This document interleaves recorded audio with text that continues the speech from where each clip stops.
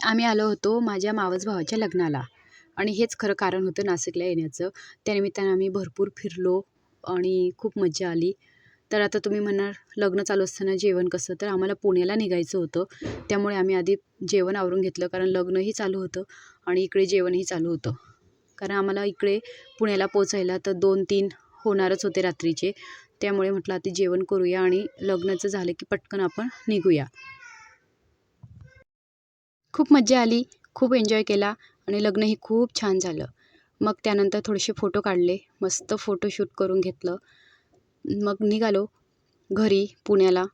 चला तर भेटूया पुढच्या व्हिडिओमध्ये. बाय.